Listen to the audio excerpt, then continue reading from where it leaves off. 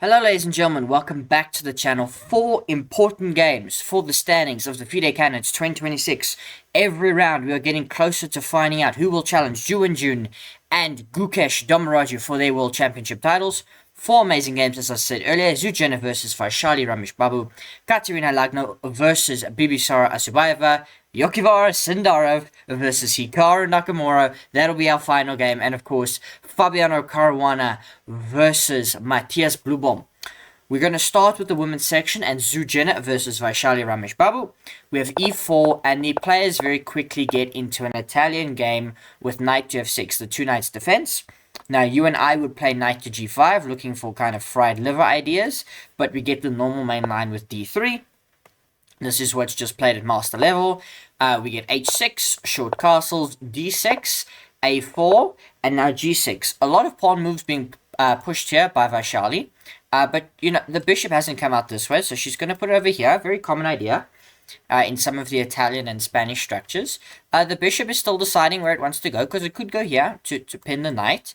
That option is open until h3 is played. It could also go here, but then, you know, damage to the structure. So we shall see how the game develops. We get a5, just instigating on the queen side. Bishop to g7, and now a6. What you going to do about that? We get b6. Now, bishop to b5. You can see Jiner has spent some time. Bishop to d7, and c4. Long castles, not long castles, short castles, knight to c3, and now here knight d4, and now there are no more games left in my database, so what we get is knight takes d4, nice important tactical sequence here, e takes d4, and now bishop takes d7. You could of course continue with pawn takes knight, but then the bishop gets out, so you've got to decide here. We decide to take the bishop back, have the bishop versus, not allow white to have two bishops. The knight then moves back to e2. We get c6. Just potentially, you don't want to commit to this. You might want to push. You might want to let your knight get out this way, keeping the options flexible. We get f4, played by Jiner, and now f5. Big decision this from Vaishali. We get knight to g3, not fully capitalizing. Apparently, the best move instead of knight to g3 is to just play e takes f5 first. Now Vaishali plays knight to c3, the advantage is back. Both players just ignoring that these can be taken for the time being. Now we get b4, which is one of the best moves, kicks the knight back, and now bishop to d2. Jiner seizing the initiative, h4. Like, that knight is weak, but you can't attack it at the moment. And now look at all the space that I am starting to take, and I'm going to start mowing you down, but there's no clear knockout win just yet. d5 breaks in the center. We have takes, and now what are you going to do? You can push and leave black with these horrible double pawns. You can take, you can be taken and get your knight in the game. Lots of decisions. We decide to play e5, h5, knight back to e2. How do you defend this pawn continuously? Because I'm just going to continue to put pressure. Long term, how do you defend d4? So we first get queen b5, but now look at this, rook a3. Defends this. Ugly, but necessary. Rook fc8. Queen a1. It's defended. Bishop, rook c2, that's fine. Rook d1. You can bring the king over. Now I take. Told you, how are you going to defend that long term? You can't. Knight takes, queen takes, and king e6. But now I bring the rook into c3, trade off a set, and play queen e3. Everything is defended. You can take this if you would like and have 2-on-1 over here. But is it worth it taking? So we get bishop to f8. Queen slides over to g3. How do you defend that? You've got too many weaknesses as black. Queen comes to e8 and now b5. Now everything is locked down. Again, you might say, wait, hang on. I can take this. Yeah, but I get in. And so you might be saying, well, long term, why didn't I bring the king back? So that I could still, take this. Don't know. Obviously, Vaishali felt she needed the queen to come back, and that the king long-term couldn't get in, because the queen's coming in. And that is the biggest problem that you have in your position. Like here, there's kicking the queen away, and then all of a sudden, rook c1 or something like this. And this position might not be as winning for white, or might be completely crashing, but because it's difficult. You pinned in here as black. I'm just checking the engine evaluation for this line. With this position, it's +1. So, it's better for white. So anyway, queen e8. Excuse me. Queen e8. Now b5. Bishop e7. Rook b1. Do something. As black, do something. Your rook gets kicked away a little bit. The play is shuffled now. Now it's just about Jiner finding a win. Somehow, finding the right coordination. She finds this. She looks to trade off the bishops. She does. The rook goes back, but now she's getting in. Now she's getting in. It doesn't look like it, but she controls the only open file. And she's looking for a way to infiltrate and not to trade off everything. And it's slow. It is methodical. It is move after move. As Vaishali is in time pressure. Look at this. 11 minutes versus 45 seconds. In a complicated position that you constantly have to have your head on a swivel. We worry about rook trades. And rook d7 blunders it all. It is now mate to 19. Queen c2. Rook d8. And we lose this pawn. And Vaishali Ramesh Babu in this position resigns the game.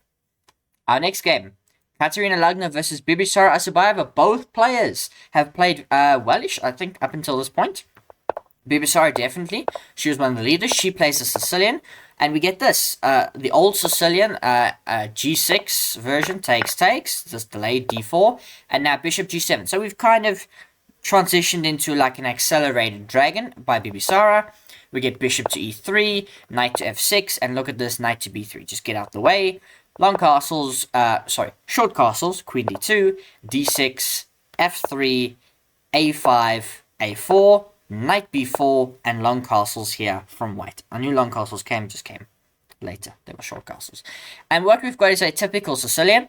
We've got this dragon bishop going to be applying pressure. Once this bishop moves, the c file will be open for any one of the rooks to come in. Normally you play queen a5, but obviously that's still occupied by a pawn.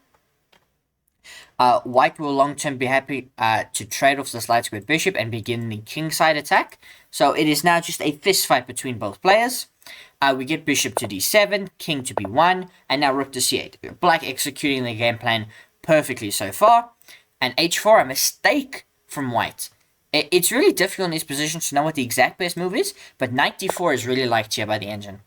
It really likes knight d4, offering this trade. And even if you get this, like queen takes d5, probably perfectly fine. You play e6, you lose this pawn. So, black is struggling. This is now a weakness, so you perhaps could play like bishop c6, and then maybe just queen d2 back. And then white, this is -2. Why? Bishop takes a4. Sorry. So you've got to be careful how you do this. Let's just go double check this line again. I don't want to feed you misinformation. Oh, sorry, that's knight d5. Knight d5 loses. Knight d4. Knight d4. Wrong knight. I moved. My apologies for misleading you. It prefers knight d4. With the idea being knight e8, bishop b5, and now knight to c7. Getting this. h4, bishop takes, pawn takes, queen d7, and now bishop h6. This is the long-term plan it likes for white. Anyway, h4 is played. Knight h5 is wrong, but now bishop d4 looks to trade, and e5, a huge commitment from black. The reason being, the bishop can go back. The bishop can go back. The pawn cannot. And now this is weak, and d5 is weak for the rest of the game. So we get bishop to f2, and now you play d5. Perfect. I take. Bishop c6. Bishop f5 is the idea. Look at that. Knight a1. Knight a1 to defend c2. Absolutely astonishing move. Yes, the knight comes back to f6. g4. We sacrifice the rook. Very typical idea in a lot of these Sicilians. Queen takes c3. Knight takes in the center. I just go back to d2. Yes, you can continue to try swarm me. Knight b3, not the most accurate move, but still winning for Kateryna Lagno. Queen f6. Bishop e2. How are you going to win this game? I now kick out the knight. It goes to the wrong square. It goes to the wrong square. It's really difficult. Apparently, you can play knight takes c3 check. Apparently. You can play knight takes c3, bc3. It removes this, and take this knight. And, c takes b4. And, bishop c2 check. Queen takes c2, rook takes c2. And king takes c2, and apparently this position is... it's better for white slightly. Apparently. Knight to c6, though, death for black. And that is just because we get knight to c5. The knight gets moved to f4. We take the bishop. We take. This transformation is bad for black. And now we infiltrate with rook and with queen. There are no more attacks for the black pieces to have. And by the end, the position is just shattered. You know, we infiltrate with the white pieces, target all of the weaknesses, and you still get all the way to a takes b2. But I just take. There are no more tricks to be found. Look at this move, knight f6 after rook f6, sorry. And now bishop e3. Where's the knight going? I'm going to take the knight. You can't take back. Anywhere you move the knight, I come in and I remove the bishop. And so Kateryna Lagno wins. We move to the open section. Fabiano Caruana, looking to bounce back from his defeat to Javokhir Sindarov and keep the pressure on him. He is a point behind Sindarov going into this round. So he's looking over his shoulder at what happens in the Sindarov-Hikaru game. And he had lots of time to look. No spoilers ahead, but I will tell you why in just a moment. And he has to beat a Petrov. He has to beat a Petrov defense. We have knight takes e5, d6, and this interesting move from Fabiano Caruana. This just shows you what a play is. Most people go back to f3. Knight to c4 is the second choice of the engines, playing 2% of games. Knight to c4. The top game I have for you is Fabiano Caruana with the white pieces against Magnus Carlsen in 2020. And I don't even know if that was a standard game. That might have been like an online game. So it has been played. We get knight takes e4. Knight to c3, takes, and we get this position as opposed to your typical Petrov structure. d5, knight goes back to e3, c6, bishop to d2, g6, f4. Already no games in my database anymore. Bishop g7, queen f3, knight d7, long castles.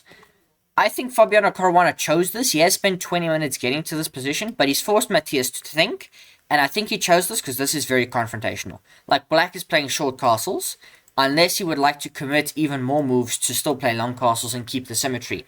I think this is very aggressive for white. I like it a lot. Knight to c5. In fact, I'm going to stop playing the Petrov like this. f5, already looking to create play. Short castles, g4. Knight e4, okay, bishop d3. Rook e8, bishop takes e4, rook takes e4, h4. Fabiano doesn't care. He's just going to attack. And you've got to defend this position as Matthias Bluebaum. He plays bishop e5. He's now down like 30-odd minutes on the clock as Fabi begins to think. Fabi plays c4 and uses all of his time advantage to do so. He's now down 2 minutes, but Matthias will obviously respond. Uses all of his time advantage to play c4. Queen b6, c3. Queen a5. If you wanted to play queen a5, you should have done it in one go. You shouldn't play queen b6 and then queen a5. Fundamentally, that's just bad. The best move here, again, it's difficult because I'm like, oh, the engine, whatever. The engine wants bishop d7. Then c takes d5. And then rook a4. Like this, like this. And you can continue to try to munch. You ain't going to achieve anything. In fact, you get skewered. So let's not do that. King b1. Rook e8. F takes g6, h takes g6, h5. Now from Fabi, looking to crack in. And then rook f4 apparently holds everything together. So queen a5 is a miss. And now we just get h5. Fabi does not care about you taking on a2. He doesn't care. So we get g5, trying to close everything down. But now I take in the center. Your rook goes here.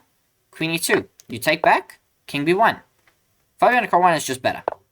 Rook a4, just a mistake adding on to everything. Ironically enough, queen a6, looking for a queen trade. Will ease the pressure on the position ever so slightly, easing the pressure. Rook a4, you're going for the attack. There's nothing here. c4. All those moves ago, Fabiano Caruana spending his time on c4. He plays c4 again. Queen a6, knight takes. We get f6, bishop c3, looking for the trade. And queen takes c4, blunders, checkmate. Checkmate is now unavoidable. Knight takes f6, bishop takes, queen e8 check. and h6 check and mate. Matthias Bluebaum allows checkmate after 28 moves. Fabiano Caruana puts the pressure on Javokhir Sindarov. Sindarov, rough draw, man. Rough draw. Plays Fabi and Hikaru back to back. Hikaru looking for his first win of the tournament. He plays d4, d5, c4, e6, knight to c3, c6. So a semi-Slav defense, you know. Not much you can do here. e4, takes, knight takes, bishop to b4 check, bishop d2. This is one of those gambits, the Marshall gambit line. Because there's queen takes d4. You might say, wait, hang on. Hanging bishop, but hanging knight. You know, so you've got to think clearly. We get bishop takes b4. Now queen takes. Bishop e2. Knight a6. Bishop d6. This is all known stuff until now. Queen takes g2. Bishop f3.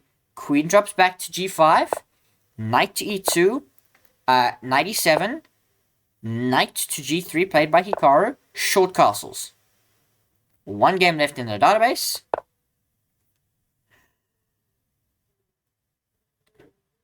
That was not the move played. Hikaru Nakamura, look at his time. Here he's got an hour 57 minutes. He spends over 60 minutes on the move h4. Over 60 minutes. And it's a mistake. There's a saying, if you think for 20 minutes, the move you're making is bad. Hikaru thought for triple that time. He did say after this game, this position is very difficult to play with no preparation. Why is Hikaru not prepared? I understand it's move 13. You may not know all the lines all this way. It's a semi-Slav. It's not like it hasn't been played before. The Marshall Gambit line of the semi-Slav is played a lot whenever I see it come up. h4 is just a bad move. The best move, apparently, is knight to e4. To continue to harass the queen. That is one of the first moves you calculate, because it hits the queen. And now there's like queen a5 check, b4, queen drops back to d8, we play rook to g1. This is what Hikaru needed to find. You've given up the g-pawn, you've got to go for the attack, your bishop is fine here, you can secure it in, it's putting pressure on the knight and pressure on the rook, and so on. h4 is a mistake. Sindarov is winning, it's Christmas for him. He still plays queen a5 check, b4 still happens, but now knight takes b4. I don't have to go backwards. I can continue to go forwards. Now you play short castles, that's brilliant. Rook e8. Everything you wanted you don't get. Queen d2, I play c5. You can play rook a d1, knight f5. What are you doing? Takes, pawn takes, queen f5. Queen f4. Hikaru has got one trick, and that is to go for the king, for the black king, to force a mate or a draw. We get knight to c6. Just by the way, look at the time. Hikaru Nakamura down to 16 minutes after knight to c6. And he has to make the next move, versus an hour 10. King h1, inaccuracy, but there's a simple plan here, which is knight to c4. This is where I tuned in. And there's a way for Hikaru to be better here. Rook to g1. There's a rook sacrifice line after knight takes here.